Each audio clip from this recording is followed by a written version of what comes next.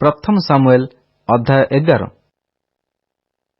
ଅନନ୍ତର ଅମନ୍ୟ ନାହସ ଆସି ଜାବେସ୍ ଗିଲିୟତ ସମ୍ମୁଖରେ ଛାଉଣି ସ୍ଥାପନ କଲା।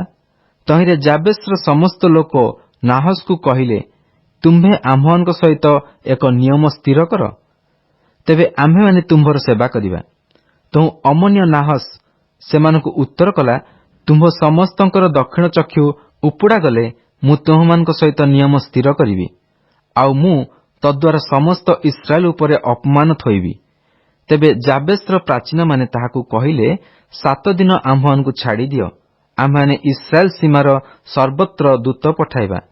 ତହିଁରେ କେହି ଯେବେ ଆମ୍ଭମାନଙ୍କୁ ଉଦ୍ଧାର କରିବାକୁ ନ ଥାଏ, ତେବେ ଆମ୍ଭେମାନେ ବାହାର ହୋଇ ତୁମ୍ଭ ନିକଟକୁ ଆସିବୁ।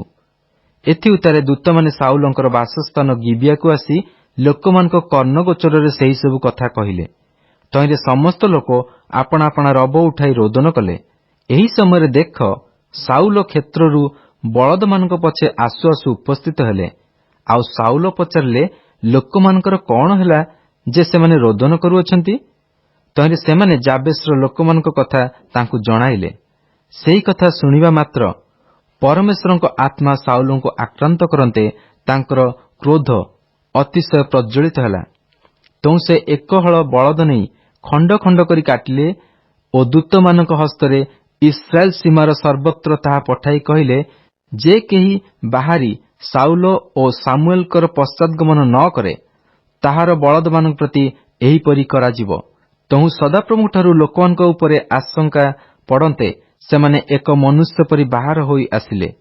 ତେବେ ସେ ବେଶକରେ ସେମାନଙ୍କୁ ଗଣନା କଲେ। ତହିଁରେ ଇସ୍ରାଏଲ ସନ୍ତାନଗଣ 3 ଲକ୍ଷ ଓ ଜିହୁଦାର 30,000 ଲୋକ ହେଲେ। ଏଥି ଉତ୍ତାରେ ସେମାନେ ସେହି ଆଗତ ଦୂତମାନଙ୍କୁ କହିଲେ, ତୁମ୍ଭେମାନେ ଜାବେସ୍ ଗିଲିୟଦର ଲୋକମାନଙ୍କୁ କୁହ, କାଲି ଖରାବେଳେ ତୁମ୍ଭେମାନେ ଉଦ୍ଧାର ପାଇବ। ତହିଁରେ ଦୂତମାନେ ଆସି ଜାବେସ୍ର ଲୋକମାନଙ୍କୁ ତାହା ଜଣାନ୍ତେ ସେମାନେ ଆନନ୍ଦିତ ହେଲେ। ଏ ନିମନ୍ତେ ଜାବେସ୍ର ଲୋକମାନେ ନାହସକୁ କହିଲେ, କାଲି ଆମ୍ଭେମାନେ ତୁମ୍ଭମାନଙ୍କ ନିକଟକୁ ବାହାର ହୋଇଯିବା। ତହିଁରେ ତୁମ୍ଭମାନଙ୍କ ଦୃଷ୍ଟିକି ଯାହା ଭଲ ଦିଶେ ତାହା ଆମ୍ଭ ସମସ୍ତଙ୍କ ପ୍ରତି କରିବ। ପରଦିନ ସାଉଲ ଲୋକମାନଙ୍କୁ 3 ଦଳ କଲେ। ତେଣୁ ସେମାନେ ପ୍ରଭାତୀୟ ପ୍ରହରରେ ଅମନ୍ୟମାନଙ୍କ ଛାଉଣି ମଧ୍ୟକୁ ଯାଇ ଖରାବେଳ ପର୍ଯ୍ୟନ୍ତ ସେମାନଙ୍କୁ ସଂହାର କଲେ। ତହିଁରେ ସେମାନଙ୍କର ଅବଶିଷ୍ଟ ଲୋକମାନେ ଏପରି ଛିନ୍ନଭିନ୍ନ ହେଲେ ଯେ ସେମାନଙ୍କ 2 ଜଣ ଏକତ୍ର ରହିଲେ ନାହିଁ। ଏଥି ଉତ୍ତାରେ ଲୋକମାନେ ସାମୁଏଲକୁ କହିଲେ, କିଏ କହୁଥିଲା କି ସାଉଲ ଆମ୍ଭମାନଙ୍କ ଉପରେ ରାଜା ହେବ? ସେହି ଲୋକମାନଙ୍କୁ ଆଣ, ଆମ୍ଭେମାନେ ସେମାନଙ୍କୁ ବଧ କରିବା। ମାତ୍ର ସାଉଲ କହିଲେ, ଆଜି କୌଣସି ଲୋକର ପ୍ରାଣଦଣ୍ଡ ହେବ ନାହିଁ, କାରଣ ଆଜି ସଦାପ୍ରଭୁ ଇସ୍ରାଏଲ ମଧ୍ୟରେ ଉଦ୍ଧାର ସାଧନ କରିଅଛନ୍ତି। ଅନନ୍ତର ସାମୁଏଲ ଲୋକମାନଙ୍କୁ କହିଲେ, ଆସ, ଆମ୍ଭେମାନେ ଗିଲଗଲକୁ ଯାଇ ସେଠାରେ ପୁନର୍ବାର ରାଜତ୍ୱ ସ୍ଥିର କରିବା। ତହିଁରେ ସମସ୍ତ ଲୋକ ଗିଲଗଲକୁ ଗଲେ ଓ ସେହି ଗିଲଗଲରେ ସଦାପ୍ରଭୁଙ୍କ ସମ୍ମୁଖରେ ସାଉଲଙ୍କୁ ରାଜା କଲେ। ଆଉ ସେ ସ୍ଥାନରେ ସଦାପ୍ରଭୁଙ୍କ ସମ୍ମୁଖରେ ସେମାନେ ମଙ୍ଗଳାର୍ଥକ ବଳିଦାନ କଲେ। ପୁଣି ସେହି ସ୍ଥାନରେ ସାଉଲ ଓ ଇସ୍ରାଏଲର ସମସ୍ତ ଲୋକ ମହା ଆନନ୍ଦ କଲେ। ପ୍ରଥମ ସାମୁଏଲ ଅଧ୍ୟାୟ 12। ଅନନ୍ତର ସାମୁଏଲ ସମସ୍ତ ଇସ୍ରାଏଲଙ୍କୁ କହିଲେ, ଦେଖ, ତୁମେମାନେ ମୋତେ ଯାହା ଯାହା କହିଲ ମୁଁ ତୁମମାନଙ୍କର ସେହି ରବ ଶୁଣିଲି ଓ ତୁମମାନଙ୍କ ଉପରେ 1 ଜଣକୁ ରାଜା କଲି। ଆଉ ଏବେ ଦେଖ, ରାଜା ତୁମମାନଙ୍କ ସମ୍ମୁଖରେ ଗମନାଗମନ କରୁଅଛନ୍ତି। ପୁଣି ମୁଁ ବୃଦ୍ଧ ଓ ପକ୍କ କେଶ ହୋଇଅଛି। ଆଉ ଦେଖ, ମୋର ପୁତ୍ରମାନେ ତୁମମାନଙ୍କ ସଙ୍ଗରେ ଅଛନ୍ତି। ପୁଣି ମୁଁ ଯୌବନା କାଳାବଧି ଆଜି ପର୍ଯ୍ୟନ୍ତ ତୁମମାନଙ୍କ ସମ୍ମୁଖରେ ଗମନାଗମନ କରିଅଛି। ଦେଖ, ମୁଁ ଏଠାରେ ଅଛି। ସଦାପ୍ରଭୁଙ୍କ ସମ୍ମୁଖରେ ଓ ତାହାଙ୍କ ଅଭିଷିକ୍ତଙ୍କ ସମ୍ମୁଖରେ ମୋହର ବିରୁଦ୍ଧରେ ସାକ୍ଷ୍ୟ ଦିଅ। ମୁଁ କାହାର ଗୋରୁ ନେଇଅଛି? ଅବା ମୁଁ କାହାର ଗଧ ନେଇଅଛି? ଅବା ମୁଁ କାହାର ଅନ୍ୟାୟ କରିଅଛି? ମୁଁ କାହା ପ୍ରତି ଉପଦ୍ରବ କରିଅଛି? କେବେ ମୁଁ ଆପଣା ଚକ୍ଷୁକୁ ଅନ୍ଧ କରିବା ପାଇଁ କାହା ହସ୍ତରୁ ଲାଞ୍ଚ ନେଇଅଛି? ମୁଁ ତୁମ୍ଭମାନଙ୍କୁ ତାହା ଫେରାଇ ଦେବି। ତହିଁରେ ସେମାନେ କହିଲେ, ତୁମ୍ଭେ ଆମ୍ଭମାନଙ୍କର ଅନ୍ୟାୟ କରିନାହ କି ଆମ୍ଭମାନଙ୍କ ପ୍ରତି ଉପଦ୍ରବ କରିନାହ, କିମ୍ବା ତୁମ୍ଭେ କୌଣସି ଲୋକ ହସ୍ତରୁ କିଛି ନେଇନାହ। ତେଣୁ ସେ ସେମାନଙ୍କୁ କହିଲେ, ତୁମେମାନେ ମୋହର ହସ୍ତରେ କୌଣସି ଦ୍ରବ୍ୟ ପାଇଲ ନାହିଁ। ଏଥିରେ ଆଜି ସଦାପ୍ରଭୁ ତୁମମାନଙ୍କ ବିରୁଦ୍ଧରେ ସାକ୍ଷୀ ଅଛନ୍ତି ଓ ତାହାଙ୍କର ଅଭିଷିକ୍ତ ବ୍ୟକ୍ତି ସାକ୍ଷୀ ଅଛନ୍ତି। ତହିଁରେ ସେମାନେ କହିଲେ, ସାକ୍ଷୀ ଅଛନ୍ତି। ତହୁଁ ସାମୁଏଲ ଲୋକମାନଙ୍କୁ କହିଲେ, ସେହି ସଦାପ୍ରଭୁ ମୋଶାଙ୍କୁ ଓ ହାରଣଙ୍କୁ ନିଯୁକ୍ତ କରିଥିଲେ ଓ ତୁମମାନଙ୍କର ପୂର୍ବପୁରୁଷମାନଙ୍କୁ ମିଶ୍ର ଦେଶରୁ ବାହାର କରି ଆଣିଥିଲେ। ଏହେତୁ ତୁମେମାନେ ଏକ୍ଷଣେ ଛିଡ଼ା ହୁଅ, ତୁମମାନଙ୍କ ପ୍ରତି ଓ ତୁମମାନଙ୍କ ପୂର୍ବପୁରୁଷଗଣ ପ୍ରତି ସଦାପ୍ରଭୁଙ୍କର କୃତ ସମସ୍ତ ଧର୍ମକର୍ମ ବିଷୟ ମୁଁ ସଦାପ୍ରଭୁଙ୍କ ସମ୍ମୁଖରେ ତୁମମାନଙ୍କ ସହିତ ବିବେଚନା କରିବି। ଯାକୁବ ମିଶ୍ରକୁ ଆସିଲା ଉତ୍ତରେ ଯେତେବେଳେ ତୁମମାନଙ୍କର ପୂର୍ବପୁରୁଷମାନେ ସଦାପ୍ରଭୁଙ୍କ ନିକଟରେ କ୍ରନ୍ଦନ କଲେ, ସେତେବେଳେ ସଦାପ୍ରଭୁ ମୋଶାଙ୍କୁ ଓ ହାରଣକୁ ପଠାଇଲେ। ତହିଁରେ ସେମାନେ ମିଶ୍ରରୁ ତୁମ୍ଭମାନଙ୍କ ପୂର୍ବପୁରୁଷଗଣକୁ ବାହାର କରି ଆଣିଲେ ଓ ଏହି ସ୍ଥାନରେ ସେମାନଙ୍କୁ ବାସ କରାଇଲେ। ମାତ୍ର ସେମାନେ ସଦାପ୍ରଭୁ ଆପଣମାନଙ୍କ ପରମେଶ୍ୱରଙ୍କୁ ପାଶୁରନ୍ତେ ସେ ହାତସୋରର ସେନାପତି ସିସରାର ହସ୍ତରେ ଓ ପଲେଷ୍ଟିଆମାନଙ୍କ ହସ୍ତରେ ଓ ମୋଆବର ରାଜା ହସ୍ତରେ ସେମାନଙ୍କୁ ବିକ୍ରୟ କଲେ ଓ ସେମାନେ ସେମାନଙ୍କ ସହିତ ଯୁଦ୍ଧ କଲେ। ସେତେବେଳେ ସେମାନେ ସଦାପ୍ରଭୁଙ୍କ ନିକଟରେ କ୍ରନ୍ଦନ କରି କହିଲେ, ଆମ୍ଭେମାନେ ପାପ କରିଅଛୁ, ଯେହେତୁ ଆମ୍ଭେମାନେ ସଦାପ୍ରଭୁଙ୍କୁ ତ୍ୟାଗ କରି ବାଲ୍ ଦେବଗଣର ଓ ଅଷ୍ଟରଥ ଦେବୀଗଣର ପୂଜା କରିଅଛୁ। ମାତ୍ର ଏବେ ଆମ୍ଭମାନଙ୍କ ଶତ୍ରୁଗଣ ହସ୍ତରୁ ଆମ୍ଭମାନଙ୍କୁ ରକ୍ଷା କର, ତହିଁରେ ଆମ୍ଭେମାନେ ତୁମ୍ଭର ସେବା କରିବା। ଅନନ୍ତର ସଦାପ୍ରଭୁ ଜିରୁବାବଲ ଓ ବଦାନକୁ ଓ ଜିପ୍ତହକୁ ଓ ସାମୁଏଲକୁ ପଠାଇ ତୁମମାନଙ୍କ ଚତୁର୍ଦିଗ ସ୍ଥିତ ଶତ୍ରୁମାନଙ୍କ ହସ୍ତରୁ ତୁମମାନଙ୍କୁ ରକ୍ଷା କଲେ। ତହିଁରେ ତୁମେମାନେ ନିର୍ଭୟରେ ବାସ କଲ। ଏଥି ଉତ୍ତରେ ଯେତେବେଳେ ତୁମେମାନେ ଦେଖିଲ ଯେ ଅମନ ସନ୍ତାନଗଣର ରାଜା ନାହସ ତୁମମାନଙ୍କ ପ୍ରତିକୂଳରେ ବାହାର ହୋଇ ଆସୁଅଛି, ସେତେବେଳେ ସଦାପ୍ରଭୁ ତୁମମାନଙ୍କ ପରମେଶ୍ୱର ତୁମମାନଙ୍କ ରାଜା ଥିଲେ ହେଁ ତୁମେମାନେ ମୋତେ କହିଲ, ନାହିଁ, ମାତ୍ର ଜଣେ ରାଜା ଆମମାନଙ୍କ ଉପରେ ରାଜତ୍ୱ କରିବ। ଯେହେତୁ ତୁମେମାନେ ଯାହାକୁ ମନୋନୀତ କଲ ଓ ତୁମେମାନେ ଯାହା ପାଇଁ ପ୍ରାର୍ଥନା କଲ, ତୁମମାନଙ୍କର ସେହି ରାଜାଙ୍କୁ ଏବେ ଦେଖ। ସଦାପ୍ରଭୁ ତୁମମାନଙ୍କ ଉପରେ ଏକ ରାଜା ନିଯୁକ୍ତ କଲେ। ଯେବେ ତୁମେମାନେ ସଦାପ୍ରଭୁଙ୍କୁ ଭୟ କରିବ ଓ ତାହାଙ୍କର ସେବା କରିବ ଓ ତାହାଙ୍କ ରବ ଶୁଣିବ ଓ ସଦାପ୍ରଭୁଙ୍କ ଆଜ୍ଞାର ବିଦ୍ରୋହାଚରଣ ନ କରିବ, ପୁଣି ତୁମେମାନେ ଓ ମଧ୍ୟ ତୁମମାନଙ୍କ ଉପରେ କର୍ତ୍ତୃତ୍ୱକାରୀ ରାଜା ଉଭୟ ଯେବେ ସଦାପ୍ରଭୁ ତୁମମାନଙ୍କ ପରମେଶ୍ୱରଙ୍କ ଅନୁବର୍ତ୍ତୀ ହେବ, ତେବେ ଭଲ। ମାତ୍ର ଯେବେ ତୁମେମାନେ ସଦାପ୍ରଭୁଙ୍କ ରବ ନ ଶୁଣିବ ଓ ସଦାପ୍ରଭୁଙ୍କ ଆଜ୍ଞାର ବିଦ୍ରୋହାଚରଣ କରିବ, ତେବେ ସଦାପ୍ରଭୁଙ୍କ ହସ୍ତ ଯେପରି ତୁମମାନଙ୍କ ପୂର୍ବପୁରୁଷଗଣର ପ୍ରତିକୂଳରେ ଥିଲା, ସେପରି ତୁମମାନଙ୍କ ପ୍ରତିକୂଳରେ ହେବ। ଯେହେତୁ ଏବେ ତୁମେମାନେ ଛିଡ଼ା ହୁଅ ଓ ସଦାପ୍ରଭୁ ତୁମମାନଙ୍କ ସାକ୍ଷାତରେ ଯେଉଁ ମହତ୍ କର୍ମ କରିବେ, ତାହା ଦେଖ। ଆଜି କି ଗହମ କାଟିବା ସମୟ ନୁହେଁ? ସଦାପ୍ରଭୁ ଯେପରି ମେଘ ଗର୍ଜନ ଓ ବୃଷ୍ଟି ପଠାଇବେ, ଏଥିପାଇଁ ମୁଁ ତାହାଙ୍କୁ ଡାକିବି। ତହିଁରେ ତୁମେମାନେ ଆପଣମାନଙ୍କ ପାଇଁ ରାଜା ମାଗି ସଦାପ୍ରଭୁଙ୍କ ଦୃଷ୍ଟିରେ ଯେଉଁ ମନ୍ଦତା କରିଅଛ, ତାହା ଯେ ବଡ଼, ଏହା ତୁମେମାନେ ଜାଣିବ ଓ ଦେଖିବ। ଏଥିରେ ସାମୁଏଲ ସଦାପ୍ରଭୁଙ୍କୁ ଡାକିଲେ। ପୁଣି ସଦାପ୍ରଭୁ ସେହିଦିନ ମେଘ ଗର୍ଜନ ଓ ବୃଷ୍ଟି ପଠାଇଲେ। ତହିଁରେ ସମସ୍ତ ଲୋକ ସଦାପ୍ରଭୁଙ୍କୁ ଓ ସାମୁଏଲକୁ ଅତ୍ୟନ୍ତ ଭୟ କଲେ। ପୁଣି ସମସ୍ତ ଲୋକ ସାମୁଏଲକୁ କହିଲେ, ଆମ୍ଭେମାନେ ଯେପରି ନ ମରୁ, ଏଥିପାଇଁ ତୁମ୍ଭେ ଆପଣା ଦାସମାନଙ୍କ ନିମନ୍ତେ ସଦାପ୍ରଭୁ ତୁମ ପରମେଶ୍ୱରଙ୍କ ନିକଟରେ ପ୍ରାର୍ଥନା କର, କାରଣ ଆମ୍ଭେମାନେ ଆପଣମାନଙ୍କର ସବୁ ପାପ ଉପରେ ଆପଣମାନଙ୍କ ପାଇଁ ରାଜା ମାଗି ମନ୍ଦତା ବୃଦ୍ଧି କରିଅଛୁ। ଏଥିରେ ସାମୁଏଲ ଲୋକମାନଙ୍କୁ କହିଲେ, ଭୟ ନ କର, ତୁମେମାନେ ଏହି ସମସ୍ତ ମନ୍ଦତା କରିଅଛ ପ୍ରମାଣ। ତଥାପି ସଦାପ୍ରଭୁଙ୍କ ପଶ୍ଚାତଗମନରୁ ବିମୁଖ ନ ହୁଅ, ମାତ୍ର ଆପଣମାନଙ୍କ ସମସ୍ତ ଅନ୍ତଃକରଣ ସହିତ ସଦାପ୍ରଭୁଙ୍କର ସେବା କର। ପୁଣି ତୁମେମାନେ ବିପଦଗାମୀ ନ ହୁଅ। ଯଦି ହୁଅ, ତେବେ ତୁମେମାନେ ଅବସ୍ତୁ ସକଳର ଅନୁଗାମୀ ହେବ। ସେମାନେ ଉପକାର କି ରକ୍ଷା କରିବାକୁ ଅସମର୍ଥ, ଯେହେତୁ ସେମାନେ ଅବସ୍ତୁ। ସଦାପ୍ରଭୁ ଆପଣା ମହାନାମ ସକାଶୁ ଆପଣା ଲୋକମାନଙ୍କୁ ତ୍ୟାଗ କରିବେ ନାହିଁ, କାରଣ ତୁମମାନଙ୍କୁ ଆପଣା ଲୋକ କରିବା ପାଇଁ ସଦାପ୍ରଭୁ ସନ୍ତୁଷ୍ଟ ହୋଇଅଛନ୍ତି। ଆହୁରି ମୁଁ ଯେ ତୁମମାନଙ୍କ ନିମନ୍ତେ ପ୍ରାର୍ଥନା କରିବାରୁ ନିବୃତ୍ତ ହୋଇ ସଦାପ୍ରଭୁଙ୍କ ବିରୁଦ୍ଧରେ ପାପ କରିବି, ଏହା ଦୂରେ ଥାଉ। ମାତ୍ର ମୁଁ ତୁମମାନଙ୍କୁ ଉତ୍ତମ ଓ ସରଳ ପଥ ବିଷୟ ଶିକ୍ଷା କରାଇବି। କେବଳ ସଦାପ୍ରଭୁଙ୍କୁ ଭୟ କର, ପୁଣି ସତ୍ୟ ରୂପେ ସମସ୍ତ ଅନ୍ତଃକରଣ ସହିତ ତାହାଙ୍କର ସେବା କର। କାରଣ ଦେଖ, ସେ ତୁମମାନଙ୍କ ନିମନ୍ତେ କିପରି ମହତ୍ କର୍ମମାନ କରିଅଛନ୍ତି। ମାତ୍ର ଯେବେ ତୁମେମାନେ ନିତାନ୍ତ ମନ୍ଦ ଆଚରଣ କରିବ, ତେବେ ତୁମେମାନେ ଓ ତୁମମାନଙ୍କ ରାଜା ଉଭୟ ବିନଷ୍ଟ ହେବ।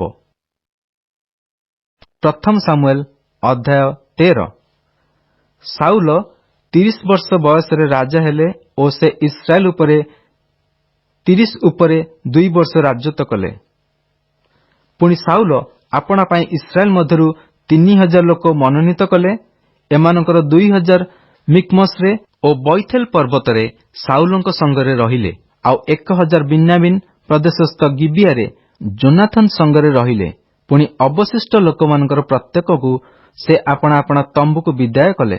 ଆଉ ଯୋନାଥନ ଗେବାସ୍ଥିତ ପଲେଷ୍ଟିଆମାନଙ୍କ ପ୍ରହରୀ ସୈନ୍ୟ ଦଳକୁ ସଂହାର କରନ୍ତେ ପଲେଷ୍ଟିଆମାନେ ତାହା ଶୁଣିଲେ। ସେତେବେଳେ ସାଉଲ ଦେଶର ସର୍ବତ୍ର ତୁରୀ ବଜାଇ କହିଲେ, ଏବ୍ରିୟ ଲୋକମାନେ ଶୁଣନ୍ତୁ, ତହୁଁ ସାଉଲ ଯେ ପଲେଷ୍ଟିଆମାନଙ୍କ ପ୍ରହରୀ ସୈନ୍ୟ ଦଳକୁ ସଂହାର କରିଅଛନ୍ତି ଓ ମଧ୍ୟ ଇସ୍ରାଏଲ ଯେ ପଲେଷ୍ଟିଆମାନଙ୍କ ନିକଟରେ ଦୁର୍ଗନ୍ଧ ସ୍ୱରୂପ ହୋଇଅଛନ୍ତି, ଏହା ସମୁଦାୟ ଇସ୍ରାଏଲ ଶୁଣିଲେ। ଏଣୁ ଲୋକମାନେ ସାଉଲଙ୍କ ପାଖରେ ଗିଲଗଲରେ ଏକତ୍ର ହେଲେ। ଏଉତରେ ଇସ୍ରାଏଲ ସହିତ ଯୁଦ୍ଧ କରିବା ପାଇଁ ପଲେଷ୍ଟିଆମାନଙ୍କର 30,000 ରଥ ଓ 6,000 ଅଶ୍ୱରୋହୀ ଓ ସମୁଦ୍ର ତୀରସ୍ଥ ବାଲୁକାର ନ୍ୟାୟ ଲୋକାରଣ୍ୟ ଏକତ୍ର ହେଲେ। ସେମାନେ ଆସି ମିକ୍ମସରେ ବୈଥାବନର ପୂର୍ବ ଦିଗରେ ଛାଉଣି ସ୍ଥାପନ କଲେ। ଏଣୁ ଇସ୍ରାଏଲ ଲୋକମାନେ ଆପଣାମାନଙ୍କୁ ବିପଦଗ୍ରସ୍ତ ଦେଖିଲେ, କାରଣ ଲୋକମାନେ ବଡ଼ କଷ୍ଟ ଭୋଗ କଲେ। ଏହେତୁ ଲୋକମାନେ ଗୁମ୍ଫାରେ ଓ କଣ୍ଟାବଣରେ ଓ ଶୈଳରେ ଓ ଦୁର୍ଗମ ସ୍ଥାନରେ ଓ ଗାତରେ ଆପଣମାନଙ୍କୁ ଲୁଚାଇଲେ। ଏହି ସମୟରେ ଏବ୍ରିୟମାନଙ୍କର କେତେକ ଲୋକ ଜର୍ଦ୍ଦନ ପାର ହୋଇ ଗାଦ ଓ ଗିଲିୟଦ ଦେଶକୁ ଯାଇଥିଲେ। ମାତ୍ର ସାଉଲ ଏ ଯାଏ ଗିଲଗଲରେ ଥିଲେ। ଆଉ ସମସ୍ତ ଲୋକ ଥରଥର ହୋଇ ତାଙ୍କର ପଶ୍ଚାତଗାମୀ ହେଲେ। ଏଉତରେ ସାମୁଏଲଙ୍କର ନିରୂପିତ ସମୟାନୁସାରେ ସାଉଲ 7 ଦିନ ବିଳମ୍ବ କଲେ। ମାତ୍ର ସାମୁଏଲ ଗିଲଗଲକୁ ଆସିଲେ ନାହିଁ। ଏହେତୁ ଲୋକମାନେ ତାଙ୍କ ନିକଟରୁ ଛିନ୍ନ ଭିନ୍ନ ହେବାକୁ ଲାଗିଲେ। ଏଥିରେ ସାଉଲ କହିଲେ, ଏଠାରେ ମୋ ନିକଟକୁ ସେହି ହୋମବଳି ଓ ସେହି ମଙ୍ଗଳାର୍ଥକ ବଳି ଆଣ। ଆଉ ସେ ହୋମବଳି ଉତ୍ସର୍ଗ କଲେ। ପୁଣି ସେ ହୋମବଳି ଉତ୍ସର୍ଗ କରିବାର ସମାପ୍ତ କରିବା ମାତ୍ର ଦେଖ, ସାମୁଏଲ ଉପସ୍ଥିତ ହେଲେ। ତହିଁରେ ସାଉଲ ତାଙ୍କୁ ମଙ୍ଗଳବାଦ କରିବା ପାଇଁ ଭେଟିବାକୁ ଗଲେ। ଏଥିରେ ସାମୁଏଲ କହିଲେ, ତୁମ୍ଭେ କଣ କଲ? ସାଉଲ ଉତ୍ତର କଲେ, ମୁଁ ଦେଖିଲି ଯେ ଲୋକମାନେ ମୋ ନିକଟରୁ ଛିନ୍ନ ଭିନ୍ନ ହୋଇଅଛନ୍ତି।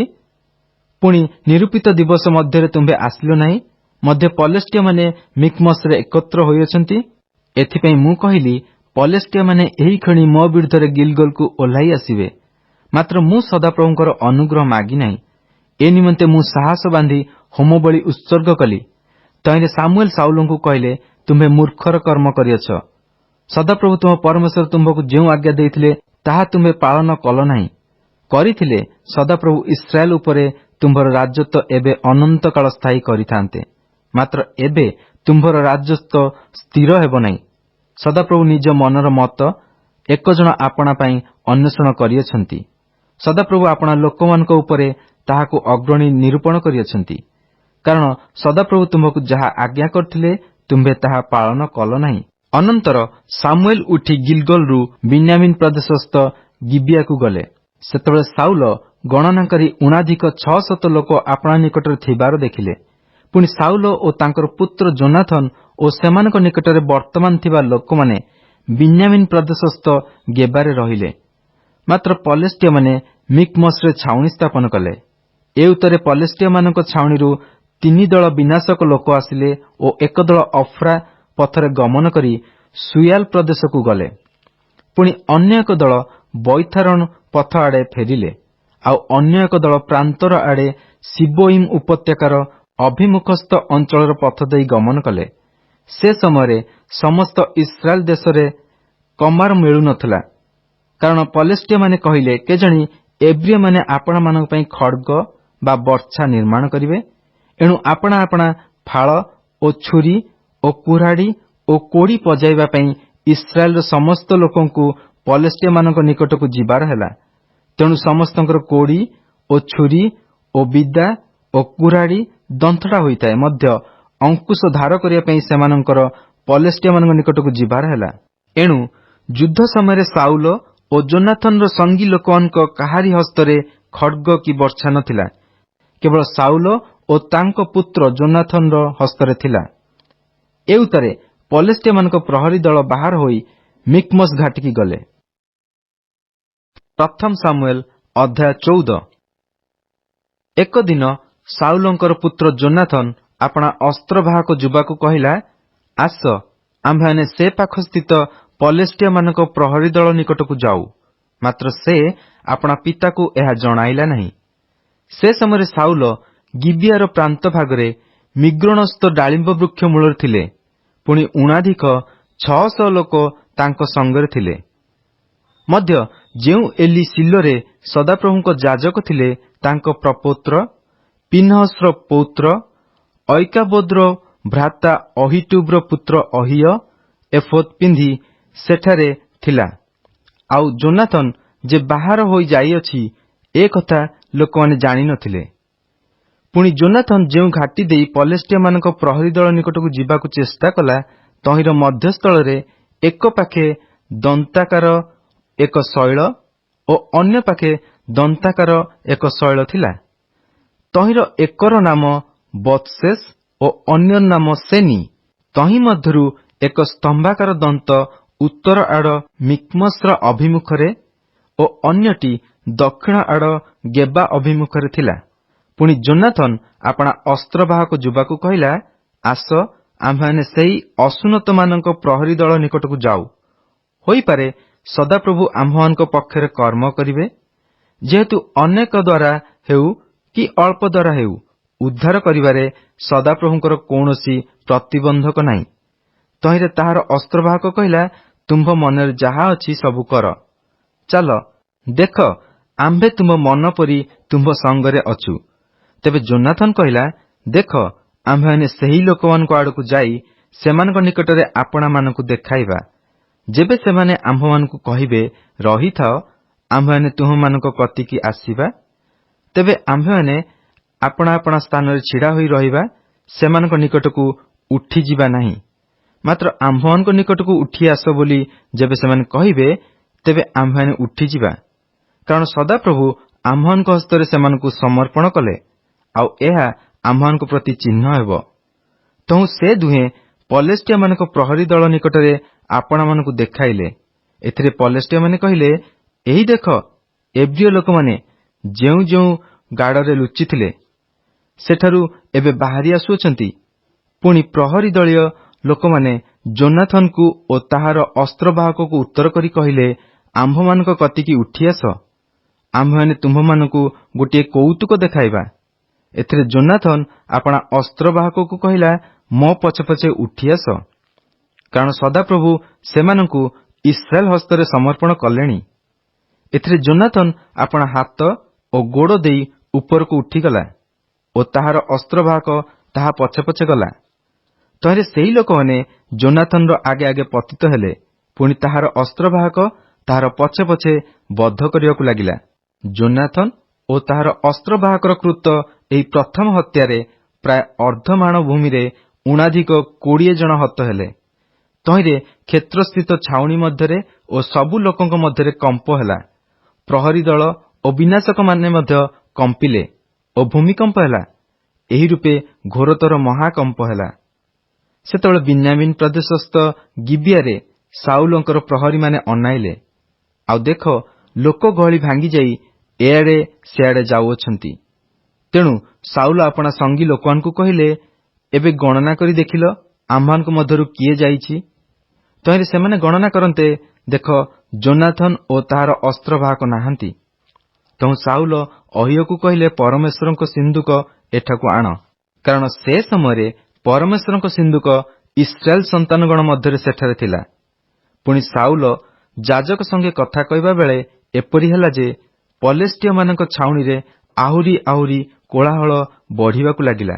ତହିଁରେ ସାଉଲ ଯାଜକକୁ କହିଲେ, କର୍ମ ବନ୍ଦ କର। ତହୁଁ ସାଉଲ ଓ ତାଙ୍କର ସଙ୍ଗୀ ସମସ୍ତ ଲୋକ ଏକତ୍ର ହୋଇ ଯୁଦ୍ଧଭୂମିକି ଗଲେ। ସେତେବେଳେ ଦେଖ, ପ୍ରତ୍ୟେକ ଲୋକର ଖଡ୍ଗ ଆପଣା ସଙ୍ଗୀ ବିରୁଦ୍ଧରେ ଉଠୁଛି ଓ ମହାକୋଳାହଳ ହେଉଅଛି।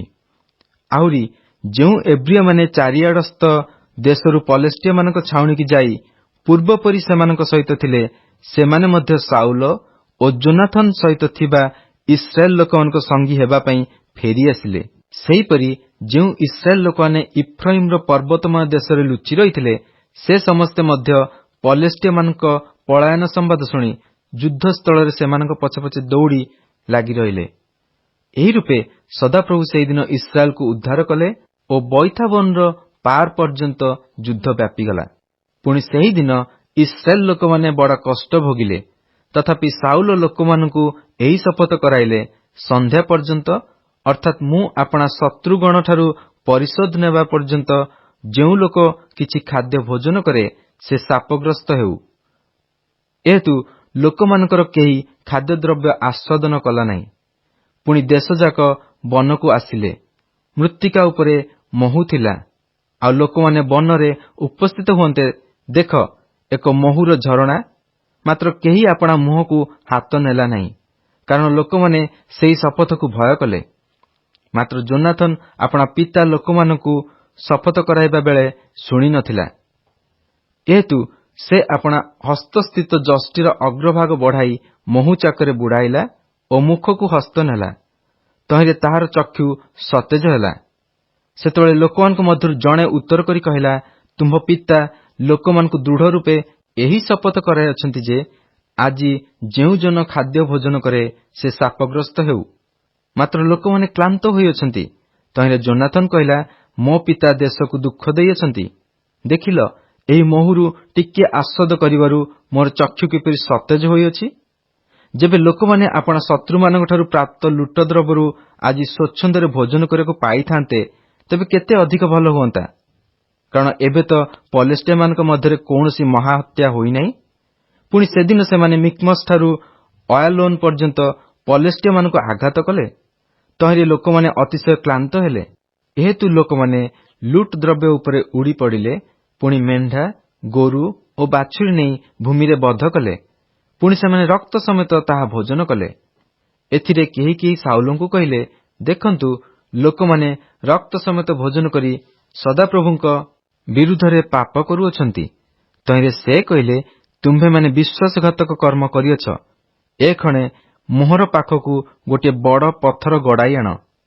ଆହୁରି ସାଉଲ କହିଲେ, ତୁମ୍ଭେମାନେ ଲୋକମାନଙ୍କ ମଧ୍ୟରେ ଛିନ୍ନ ଭିନ୍ନ ହୋଇଯାଇ ସେମାନଙ୍କୁ କୁହ, ତୁମ୍ଭେମାନେ ପ୍ରତ୍ୟେକେ ଆପଣା ଆପଣା ଗୋରୁ ଓ ଆପଣା ଆପଣା ମେଷ ଏଠାକୁ ମୋ କତିକି ଆଣି ବଦ୍ଧ କରି ଭୋଜନ କର। ମାତ୍ର ରକ୍ତ ସମେତ ମାଂସ ଭୋଜନ କରି ସଦାପ୍ରଭୁଙ୍କ ବିରୁଦ୍ଧରେ ପାପ ନ କର। ତହିଁରେ ସେହି ରାତ୍ରି ସମସ୍ତ ଲୋକ ପ୍ରତ୍ୟେକେ ଆପଣା ଆପଣା ଗୋରୁ ସଙ୍ଗରେ ଆଣି ସେଠାରେ ବଦ୍ଧ କଲେ। ପୁଣି ସାଉଲ ସଦାପ୍ରଭୁଙ୍କ ଉଦ୍ଦେଶ୍ୟରେ ଏକ ଯଜ୍ଞବେଦୀ ନିର୍ମାଣ କଲେ। ସଦାପ୍ରଭୁଙ୍କ ଉଦ୍ଦେଶ୍ୟରେ ତାଙ୍କର ନିର୍ମିତ ପ୍ରଥମ ଯଜ୍ଞବେଦୀ ଏହି।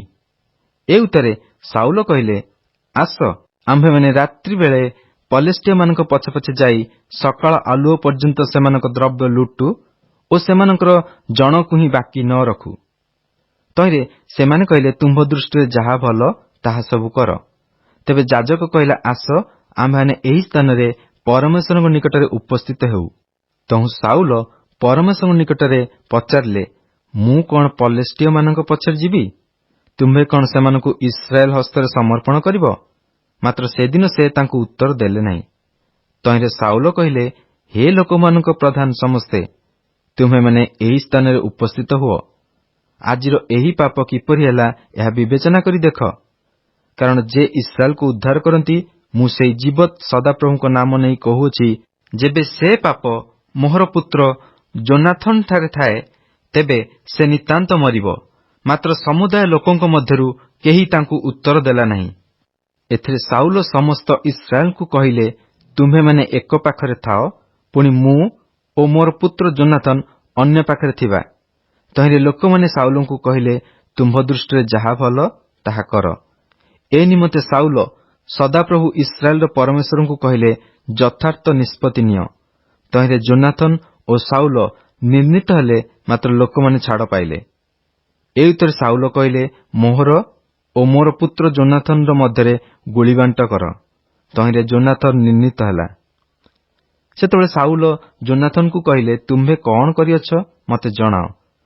ତହିଁରେ ଯୋନାଥନ ତାଙ୍କୁ ଜଣାଇ କହିଲା, ମୁଁ ଆପଣା ହାତରେ ଥିବା ଯଷ୍ଟିର ଅଗ୍ରଭାଗରେ ଅଳ୍ପ ମହୁ ନେଇ ଆସ୍ୱାଦନ କରିଅଛି, ପ୍ରମାଣ। ଆଉ ଦେଖନ୍ତୁ, ମୁଁ ମରିବି। ତେବେ ସାଉଲ କହିଲେ, ପରମେଶ୍ୱର ସେହି ଦଣ୍ଡ ମଧ୍ୟ ତହିଁରୁ ଅଧିକ ଦେଉନ୍ତୁ। ଯୋନାଥନ, ତୁମ୍ଭେ ନିତାନ୍ତ ମରିବ। ଏଥିରେ ଲୋକମାନେ ସାଉଲଙ୍କୁ କହିଲେ, ଇସ୍ରାଏଲ ମଧ୍ୟରେ ଯେ ଏହି ମହା ଉଦ୍ଧାର ସାଧନ କରିଅଛି, ସେହି ଯୋନାଥନ କଣ ମରିବ? ଏହା ଦୂରେ ଥାଉ। ସଦାପ୍ରଭୁ ଜୀବତ ଥିବା ପ୍ରମାଣେ ତାହାର ମସ୍ତକର ଗୋଟିଏ କେଶ ହିଁ ତଳେ ପଡ଼ିବ ନାହିଁ, କାରଣ ସେ ଆଜି ପରମେଶ୍ୱରଙ୍କ ସହିତ କର୍ମ କରିଅଛି। ଏହି ରୂପେ ଲୋକମାନେ ଯୋନାଥନକୁ ମୁକ୍ତ କରିବାରୁ ତାହାର ମୃତ୍ୟୁ ହେଲା ନାହିଁ। ଏ ଉତ୍ତାରେ ସାଉଲ ପଲେଷ୍ଟିଆମାନଙ୍କ ପଶ୍ଚାତଗମନରୁ ଫେରିଗଲେ ଓ ପଲେଷ୍ଟିଆମାନେ ଆପଣା ଆପଣା ସ୍ଥାନକୁ ଗଲେ। ସାଉଲ ଇସ୍ରାଏଲର ରାଜତ୍ୱ ଗ୍ରହଣ କଲା ଉତ୍ତାରେ ସେ ଆପଣ ଚତୁର୍ଦିଗ ସ୍ଥିତ ସମସ୍ତ ଶତ୍ରୁ ସହିତ ଅର୍ଥାତ୍ ମୋୟାବ ଓ ଅମନ ସନ୍ତାନଗଣ ଓ ଇଦମ ଓ ସୋବାର ରାଜଗଣ ଓ ପଲେଷ୍ଟିୟମାନଙ୍କ ସହିତ ଯୁଦ୍ଧ କଲେ। ଆଉ ସେ ଯେଉଁଆଡ଼େ ଫେରିଲେ ସେଆଡ଼େ ଦଣ୍ଡ ଦେଲେ। ପୁଣି ସେ ବୀରତ୍ୱ ପ୍ରକାଶ କଲେ ଓ ଅମାଲେକୀୟମାନଙ୍କୁ ସଂହାର କଲେ ଓ ଇସ୍ରାଏଲର ଲୁଟକାରୀମାନଙ୍କ ହସ୍ତରୁ ସେମାନଙ୍କୁ ରକ୍ଷା କଲେ। ଯୋନାଥନ ଓ ଜିସ୍ବି ଓ ମଲିସୁୟ ସାଉଲଙ୍କର ପୁତ୍ର ଥିଲେ। ଆଉ ତାଙ୍କର ଦୁଇ କନ୍ୟାର ନାମ ଏହି, ଜ୍ୟେଷ୍ଠାର ନାମ ମେରବ ଓ କନିଷ୍ଠାର ନାମ ମିଖଲ। ସାଉଲଙ୍କର ଭାର୍ଯ୍ୟାର ନାମ ଅହିନୋୟମ, ସେ ଅହିମାସର କନ୍ୟା। ପୁଣି ତାଙ୍କର ସେନାପତିର ନାମ ଅବନର, ସେ ସାଉଲଙ୍କର ପିତୃବ୍ୟ ନରର ପୁତ୍ର। ଆଉ ସାଉଲଙ୍କର ପିତା କିସ୍ ଓ ଅବନରର ପିତା ନର, ଏ ଦୁହେଁ ଅବିଏଲର ପୁତ୍ର ଥିଲେ। ସାଉଲଙ୍କର ଯାବଜୀବନ ପଲେଷ୍ଟିୟମାନଙ୍କ ସହିତ ଘୋରତର ଯୁଦ୍ଧ ହେଲା। ଏହେତୁ ସାଉଲ କୌଣସି ବୀର କି କୌଣସି ବିକ୍ରମଶାଳୀ ପୁରୁଷ ଦେଖିଲେ ତାହାକୁ ଆପଣା ନିକଟରେ ସଂଗ୍ରହ କଲେ। ଗୁଡ୍ ମର୍ଣ୍ଣିଂ, ପ୍ରେଜ୍ ଦ ଲର୍ଡ। ଆଜି ବାଇବଲ ପଠନ ଦିନ ସଂଖ୍ୟା 54, ଶନିବାର। ଆଜି ଆମ୍ଭେମାନେ ପ୍ରଥମ ସାମୁଏଲ 11 ପର୍ବ ଠାରୁ 14 ପର୍ବ ପର୍ଯ୍ୟନ୍ତ ପାଠ କରିଅଛୁ। ଆସନ୍ତୁ ଆଜିର ପଠିତ ଶାସ୍ତ୍ରାଂଶର ସାରାଂଶକୁ ଆମେ ଚିନ୍ତା କରିବା। ରାଜା କିଏ, ଈଶ୍ୱର କି ମନୁଷ୍ୟ? ତାହା ଉପରେ କେନ୍ଦ୍ରିତ ସଂଘର୍ଷ ଓ ବିବାଦ ହେଉଛି ବାଇବଲର ଏକ ଦୃଷ୍ଟିକୋଣ। ବାସ୍ତବରେ ଈଶ୍ୱର ରାଜା ହେବା ଉଚିତ ଏବଂ ମାନବ ରାଜା ଈଶ୍ୱରଙ୍କ ଅଧୀନସ୍ଥ ହୋଇ ତାହାଙ୍କ ପକ୍ଷରେ ଦେଶଗୁଡ଼ିକ ଉପରେ ରାଜତ୍ୱ ବା କର୍ତ୍ତୃତ୍ୱ କରିବା ଉଚିତ। କିନ୍ତୁ ଈଶ୍ୱରଙ୍କ ପକ୍ଷରେ ମାନବ ରାଜା ଭାବରେ ରାଜତ୍ୱ କରିବା ପାଇଁ ସାଉଲ ଇସ୍ରାଏଲର ଆଦର୍ଶ ରାଜା ନଥିଲେ। ସାଉଲ ଇସ୍ରାଏଲର ପ୍ରଥମ ରାଜା, ଯିଏ ରାମାରେ ଅଭିଷିକ୍ତ ହୋଇଥିଲେ ଏବଂ ଗୁଲିବାଣ୍ଟ ପ୍ରକ୍ରିୟାରେ ରାଜା ଭାବରେ ମନୋନୀତ ହୋଇଥିଲେ। ଯଦିଓ 10ଟି ଗୋଷ୍ଠୀ ତାଙ୍କୁ ରାଜା ଭାବରେ ସ୍ୱୀକାର କରିଥିଲେ, ହେଲେ ଜିହୁଦା ଗୋଷ୍ଠୀ ତାହାଙ୍କୁ ରାଜା ଭାବରେ ସ୍ୱୀକାର କରିଥିବା ପରି ଦେଖାଯାଏ ନାହିଁ। ଏଥି ଉତ୍ତାରେ ଜାବେଶ ଗିଲିୟଦ ସହିତ ଯୁଦ୍ଧ ହେଲା, ଯାହାର ନେତୃତ୍ୱ ସାଉଲ ନେଇଥିଲେ ଏବଂ ସେହି ଯୁଦ୍ଧରେ ବିଜୟ ସାଉଲଙ୍କୁ ରାଜା ଭାବରେ ପ୍ରତିଷ୍ଠିତ କଲା। ସାମୁଏଲ ଶାସନଭାର ସବୁ ରାଜା ସାଉଲଙ୍କୁ ହସ୍ତାର୍ପଣ କଲେ। ପଲେଷ୍ଟିୟମାନଙ୍କ ସହିତ ଯୁଦ୍ଧ ପୂର୍ବରୁ ମିକ୍ମସରେ ଗୋଟିଏ ବଳିଦାନ ଉତ୍ସର୍ଗ କରିବା ନିମନ୍ତେ ଆସିବେ ବୋଲି ସାମୁଏଲ ସାଉଲଙ୍କୁ କଥା ଦେଲେ। କିନ୍ତୁ ସାଉଲ ଅପେକ୍ଷା କରି ନ ପାରି ନିଜେ ବଳିଦାନ ଉତ୍ସର୍ଗ କଲେ, ଯାହା ଈଶ୍ୱରଙ୍କ ଇଚ୍ଛାର ବିପରୀତ ଥିଲା। ଏଣୁ ଈଶ୍ୱର କହିଲେ, ସାଉଲଙ୍କ ନେତୃତ୍ୱ ଅଧୀନରେ ରାଜ୍ୟ ଦୀର୍ଘସ୍ଥାୟୀ ହେବ ନାହିଁ ଏବଂ ଈଶ୍ୱର ଜଣେ ନୂତନ ନେତାଙ୍କୁ ନିଯୁକ୍ତ କରିବେ, ଯିଏ ଈଶ୍ୱରଙ୍କ ମନର ମତ ଭାବରେ ଲୋକମାନଙ୍କ ନେତୃତ୍ୱ ବା ପରିଚାଳନା କରିବେ। ବାଇବଲକୁ ଭଲ ମନ୍ଦ ଜ୍ଞାନଦାୟକ ବୃକ୍ଷର କାହାଣୀ ବୋଲି କହିଲେ ଅତ୍ୟୁକ୍ତି ହେବ ନାହିଁ। ଈଶ୍ୱରଙ୍କ ସମ୍ପୂର୍ଣ୍ଣ ସାର୍ବଭୌମତ୍ୱ ଓ ମନୁଷ୍ୟର ସ୍ୱାଧୀନ ଇଚ୍ଛା। ଈଶ୍ୱର ମନୁଷ୍ୟମାନଙ୍କ ସହିତ କାର୍ଯ୍ୟ କରନ୍ତି। ଈଶ୍ୱର ତାହାଙ୍କ ଇଚ୍ଛା ସାଧନ କରିବା ପାଇଁ ମନୁଷ୍ୟମାନଙ୍କୁ ବ୍ୟବହାର କରନ୍ତି। ଏପରି ବିଷୟବସ୍ତୁରେ ବାଇବଲ ପରିପୂର୍ଣ୍ଣ ଅଟେ। ଈଶ୍ୱର ସାଉଲଙ୍କୁ ଏକ ସୁଯୋଗ ପ୍ରଦାନ କଲେ ଏବଂ ତାର ଅନବରତ ଅବାଧ୍ୟତା ହେତୁ ଦୁଃଖିତ ହେଲେ। ତଥାପି ଈଶ୍ୱର ଯିଏ ସର୍ବଜ୍ଞ, ସେ ସବୁବେଳେ କ୍ଷମା କରନ୍ତି ଏବଂ ଯଥାର୍ଥ କାର୍ଯ୍ୟ କରିବା ନିମନ୍ତେ ଲୋକମାନଙ୍କୁ ଆହୁରି ଆହୁରି ସୁଯୋଗ ପ୍ରଦାନ କରନ୍ତି। ଏହା ହିଁ ହେଉଛି ଈଶ୍ୱରଙ୍କ ସହିତ ମନୁଷ୍ୟ ସମ୍ପର୍କର ଇତିହାସ। ଏହା ଥିଲା ଆଜିର ପଠିତ ଶାସ୍ତ୍ରାଂଶର ସାରାଂଶ। ପ୍ରଭୁ ଆଜିର ପଠିତ ଶାସ୍ତ୍ରାଂଶରେ ଆମ ପ୍ରତ୍ୟେକଙ୍କୁ ଆଶୀର୍ବାଦ କରନ୍ତୁ। ଖ୍ରୀଷ୍ଟଙ୍କ ଠାରେ ଏକତ୍ର, ଏହା କି ଆଶୀର୍ବାଦର ବିଷୟ ଅଟେ।